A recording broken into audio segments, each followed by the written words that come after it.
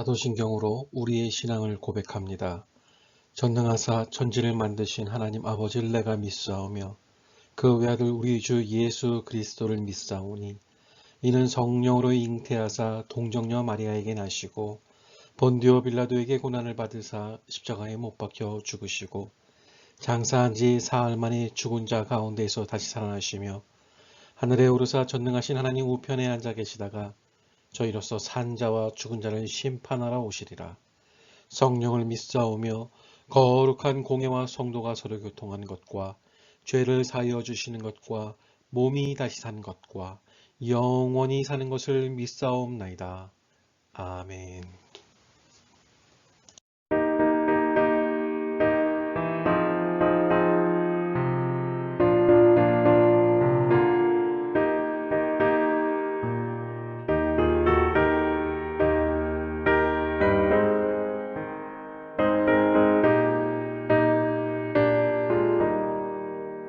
예수가 함께 계시니 시험이 오나 겁없네.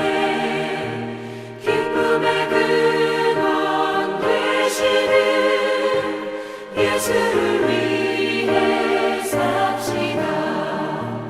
날마다 주를 섬기며 언제나 주를 기리고 그 사랑 안에 살면서 딴 길로 가지 맙시다. 이 세상 사는 동안에 주 이름 전파하면서 무한한 복락 주시는 예수를 위해 삽시다.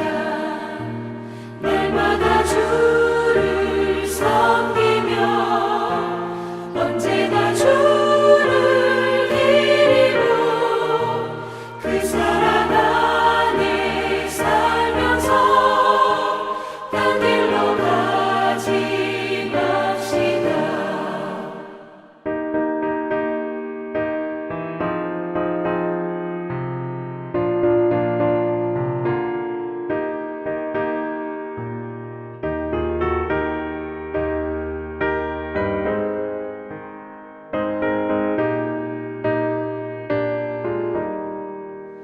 이 세상 친구 없어도 예수는 나의 친구니 불의한 일을 버리고 예수를 위해 삽시다.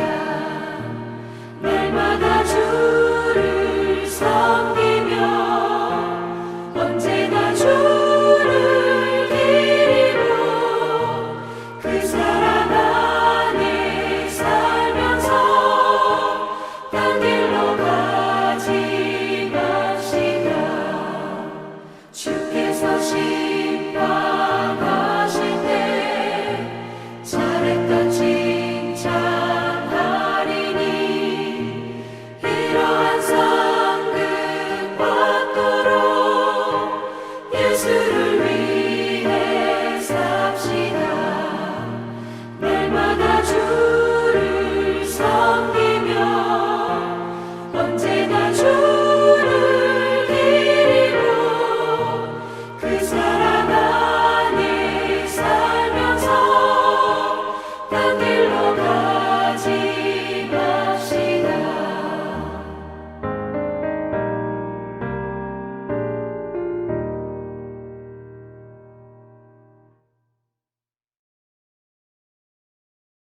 할렐루야. 오늘은 너는 장차 받을 고난을 두려워하지 말라라는 제목으로 하나님의 말씀 함께 나누겠습니다. 성도의 신앙 성장과 이 교회의 성장의 과정에 고난은 늘 함께 있습니다. 그러니까 성장을 하기 위해서는 고난을 잘 이해하여야 합니다. 그래서 성경에서는 고난에 대해 제법 상세히 다루고 있습니다.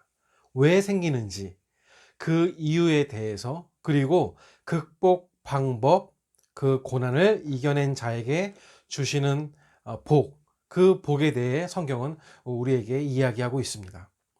오늘은 요한계시록에 등장하는 두 번째 교회인 서모나 교회에 대한 말씀을 나누고자 하는데요. 서모나 교회는 환난과 궁핍, 즉 고난 가운데 있던 교회였습니다. 오늘 본문 구절을 보면 내가 내 환난과 궁핍을 알거니와 라는 구절을 통해 어려움이 있었음을 알 수 있는데요. 여기서 환난과 궁핍이란 죽음까지 이르는 고난을 뜻하는 말입니다. 그러니까 사방이 고난이라는 장애물로 막혀 있는 서모나 교회의 상황을 이야기하고 있습니다.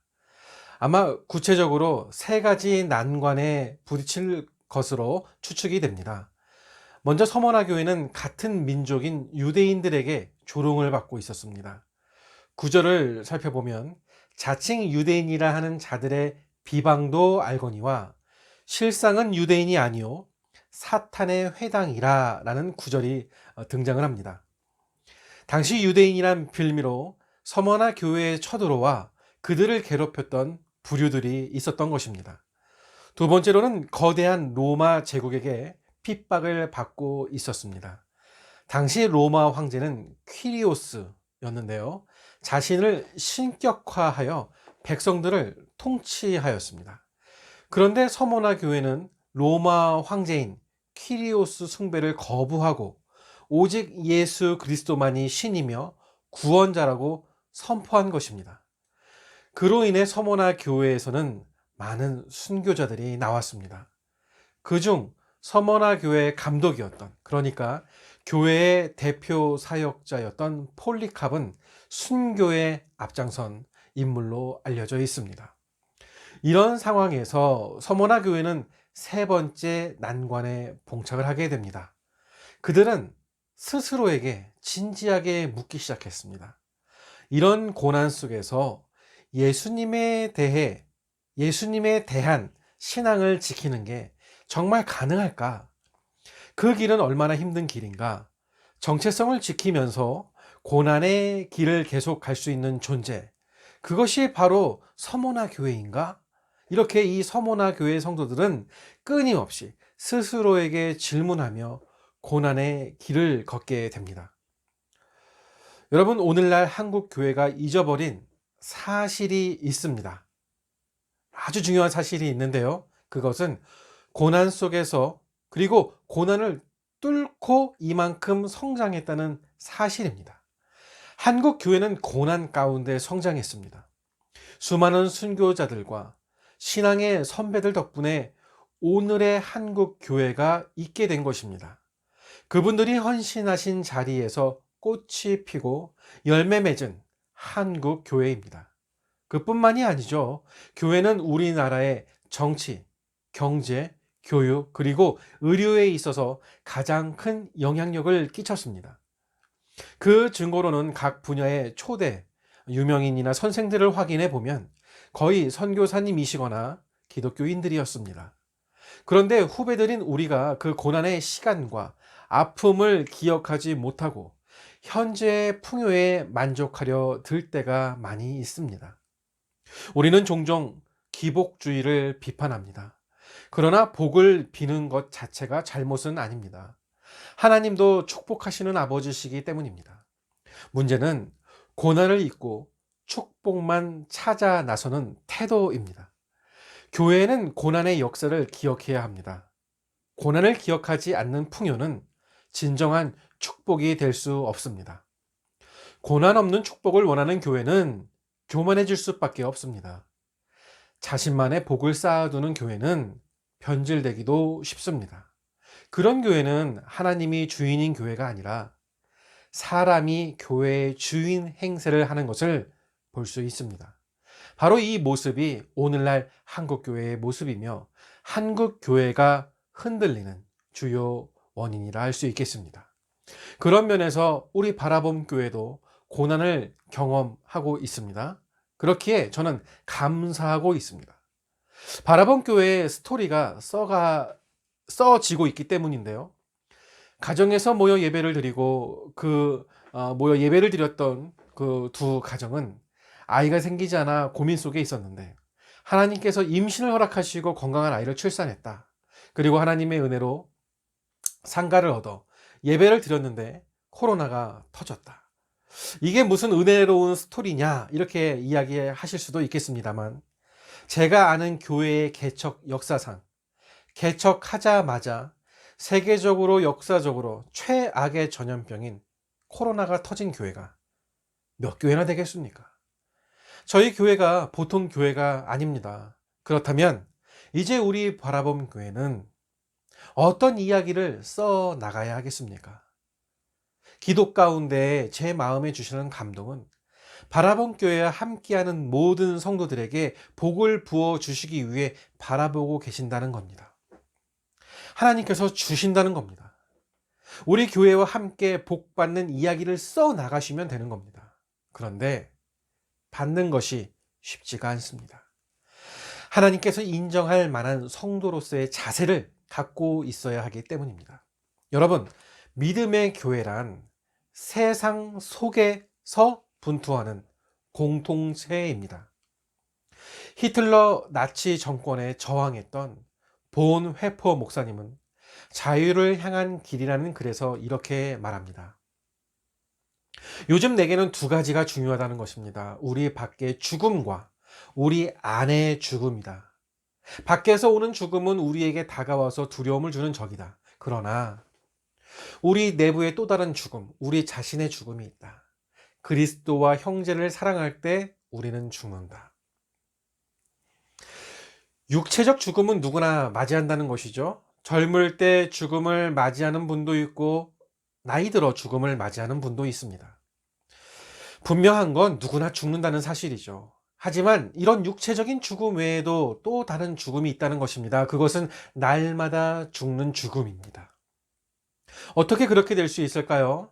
생명신 하나님을 저버릴 때 우리는 죽게 됩니다.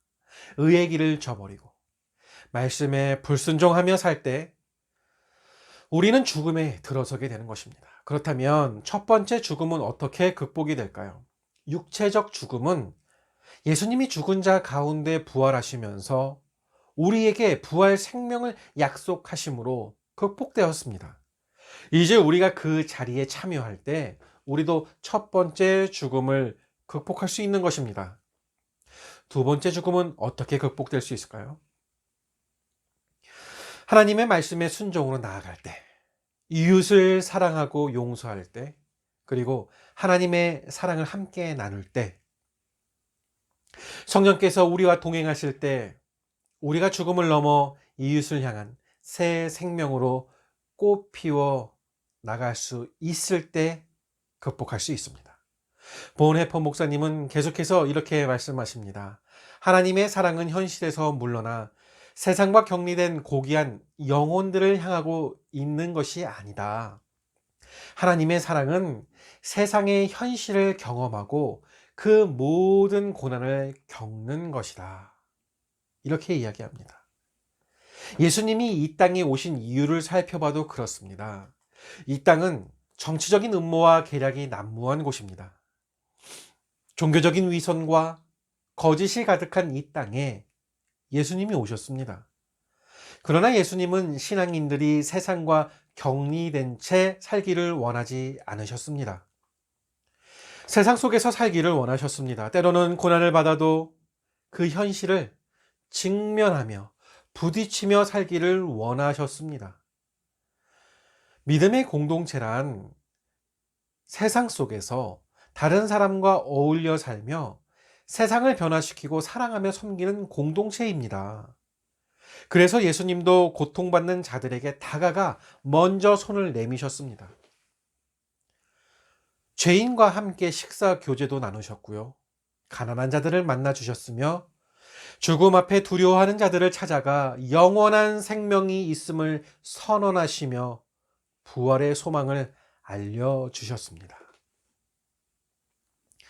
그러면서도 주님은 당대의 하나님의 뜻을 어기고 교만해진 자기 탐욕만을 채우는 종교 지도자들과는 경론을 벌이셨습니다.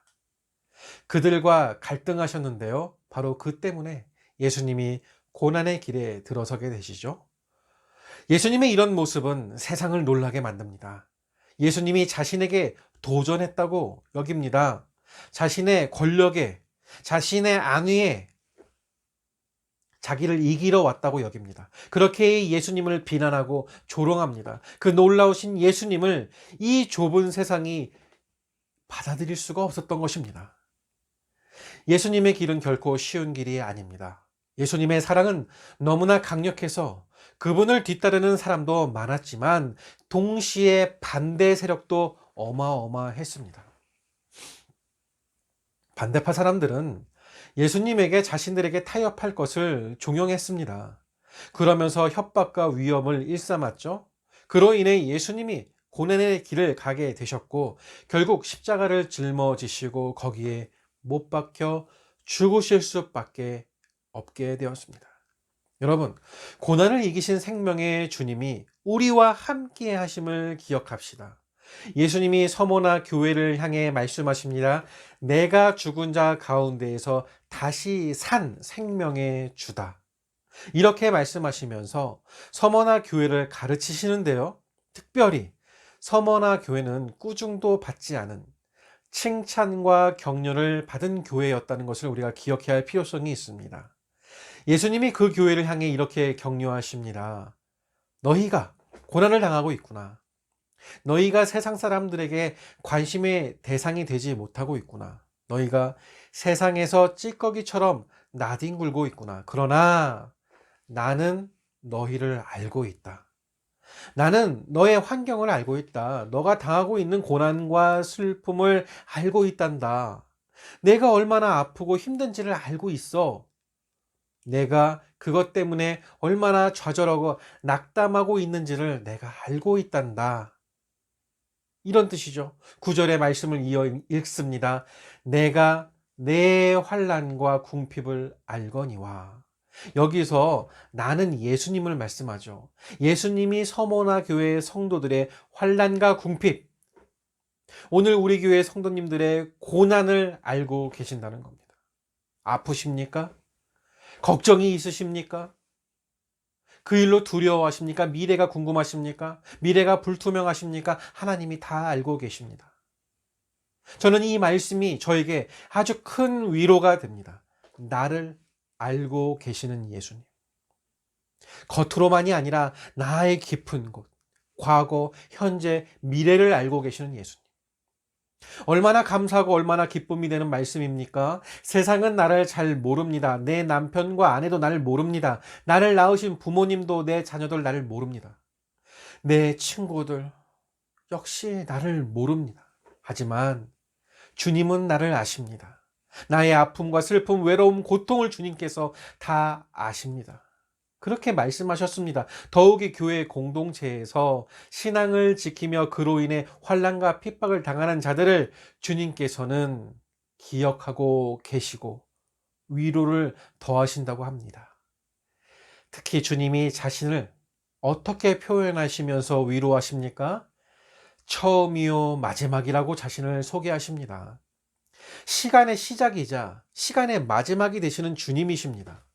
사건의 시작이자 마지막이 되시는 주님이십니다. 우리 주님은 창조주면서 마지막 심판자가 되시는 분이시기 때문입니다. 그렇게 위대하시고 세상 모든 것의 주인이신 주님께서 우리의 고통과 아픔을 아신다는 겁니다. 그 사실을 당신만 모르시는 겁니다. 더불어 주님은 자신을 죽었다가 살아나신 이로 표현하십니다. 모든 것의 끝이라 할 수 있는 죽음, 바로 거기서 일어나신, 승리하신 분이 예수 그리스도입니다. 생명으로 부활하시어 우리에게 부활의 주님이 되셨습니다. 더욱이 교회 공동체에서 신앙을 지키며 그로 인해 환난과 핍박을 당하는 자들을 주님께서 알고 계신다고 말씀하십니다. 주님이 우리에게 말씀하십니다. 고난도 내게 맡겨라. 죽음도 내게 맡겨라. 오늘 말씀 중 10절을 읽어봅시다. 너는 장차 받을 고난을 두려워하지 말라. 여러분, 장차 받을 고난을 두려워하지 말라고 분명히 말씀하십니다. 고난이 임할 때 도망가지 말고 비겁해지지도 말라는 것입니다. 그 앞에 직면하라고 하십니다. 분명하고 확실하게 말씀드리겠습니다. 주님과 함께라면 고난에 직면할 때 그 고난을 극복할 수 있습니다. 우리에게는 고난을 대하는 두 가지 방식이 있죠. 첫 번째는 고난이 다가올 때 고난을 무시하는 방법입니다. 하지만 고난을 무시하면 무시할수록 고난이란 현실이 우리 삶을 더욱 몰아세웁니다. 눈을 지끈 감고 고난을 무시하려 하지만 눈을 뜨면 코앞에 닥친 고난에 다시 한번 몸부림치게 됩니다. 그러면서 좌절을 경험하지요. 때로는 우리는 그 고난에 무너지기도 합니다. 그렇기에 우리는 두 번째 방식을 택해야 합니다. 두 번째 방법은 바로 고난에 직면하는 것입니다. 이는 결코 쉬운 방법이 아닙니다. 예수님도 십자가 고난의 앞에 서셨을 때에 그 고난을 피할 수 있기를 원하셨다는 것을 기억합시다. 우리는 더욱 연약한 자들입니다. 그래서 다른 사람에게 우리의 고난을 나누기도 하고 이야기도 합니다. 공동체 원액의 기도 제목으로 내놓기도 하죠. 우리 바라본 교회가 예배 후에 헌금 기도 제목과 소원 기도 제목을 나누는 이유이기도 합니다. 이것 자체가 굉장한 축복입니다. 내 기도 제목을 나눌 수 있고 함께 기도한다는 것 축복입니다. 하지만 분명한 사실은 그럼에도 불구하고 내게 닥친 고난은 내 스스로 나 홀로 감당해야 한다는 사실입니다. 우리 믿음의 선배들도 그랬습니다. 고난이 닥쳤을 때 홀로 하나님 앞에 섰습니다. 처음과 마지막이신 하나님, 죽은 자 가운데에서 다시 사신 예수님 앞에 나아가 모든 아픔과 슬픔, 고난과 역경의 내용을 토해내기 시작합니다. 그래서 고난을 당하면서 더욱 하나님과 가까워지는 것입니다. 하나님과 교제하는 시간이 늘어나며 하나님을 통해 위로를 얻게 되는 것입니다. 여러분, 고난 뒤에 생명의 면류관이 준비되어 있음을 기억하십시오. 고난이란 우리의 기도를 시작하게 하는 하나님의 축복입니다. 삶에 고난이 없으면 우리 입에서 기도가 터져 나오지 않는 것을 확인하게 됩니다. 그저 모든 게 원래대로 잘 되는 것으로 착각합니다. 하지만 어느 날 갑자기 고난이 찾아올 때 우리는 비로소 그때야 깨닫게 됩니다. 아, 이것이 내 것이 아니었구나. 이건 선물이구나. 지금까지 익숙했던 것이 내 소유가 아니구나. 하나님의 축복이었구나. 그렇습니다. 우리 바라본 교회 역시 오직 하나님께서 부어주신 은혜로 지금까지 이 시간까지 견뎌왔습니다. 코로나 상황에서 견뎠다는 것 자체가 은혜입니다. 제가 자랑할 게 없습니다. 전도도 한번 제대로 못 해보고 교회에서 집회 한번 제대로 못 했습니다. 철저하게 하나님께서 교회 월세 내는 날에는 성도들의 헌금으로 알지도 못하는 사람들을 통해서 교회를 운영하실 수 있도록 철저하게 하나님께서 일해 주셨습니다. 재정을 채워 주셨습니다. 아시다시피 저희 가정은 작년에 아이를 출산했기 때문에 제가 다른 아르바이트를 할 수도 없었고 참 많이 힘들었습니다. 정신적으로, 육체적으로, 물질적으로 상당히 어려웠습니다. 코로나로 힘든 건 다 힘든 거니 말하지 않겠습니다. 저희 가정에게는 큰 고난의 시기였습니다. 그러나 제가 지금 우리 성도님들에게, 우리 믿음의 동역자들에게 간증하고 싶은 것은 저는 그 어려운 시기를 통해 큰 감동을 받았다는 것입니다. 돌아보니 하나님의 은혜였습니다. 이렇게 믿어지는 겁니다. 저희 집사람과 매일매일 하나님의 은혜였다고 교회에 있었던 일, 우리 성도님들에게 있었던 일을 이야기하며 고백합니다. 물론 때론 두려웠습니다. 때로는 힘이 들었습니다. 그러나 오늘 말씀을 통해 하나님이 주시는 감동을 통해 저희 가정은 날마다 일어섰습니다. 그리고 우리 성도와 동역자들을 위해 기도할 수 있음에 감사드렸습니다. 사랑하는 성도 여러분, 때때로 닥치는 작은 고난들이 우리를 두렵게 합니다. 실패에 대한 두려움,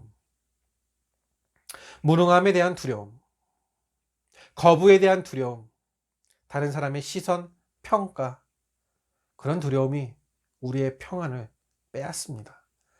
우리가 나이 들어가는 것도 두려울 수 있겠습니다. 계속 건강을 지킬 수 있을지, 주의 일을 계속 할 수 있을지, 이 사회에서 내가 존중받을 수 있을지 염려됩니다. 그러나 여러분, 삶의 방향을 결정하는 것은 나 자신임을 기억하십시오. 삶에 감사하는 것도 나 자신이고, 삶에 불평하는 것도 나 자신입니다. 어느 순간에 우리는 기도할 수 있고 마음속의 기쁨과 찬양을 회복할 수도 있는 것입니다. 고난의 과정과 순간에도 그렇게 회복할 수 있습니다. 이 고난의 과정에 우리 바라본 교회 성도들과 믿음의 동역자들과 함께해서 저는 너무나 감사합니다. 알고 계시죠? 하나님께서 우리와 동행해 주셨습니다.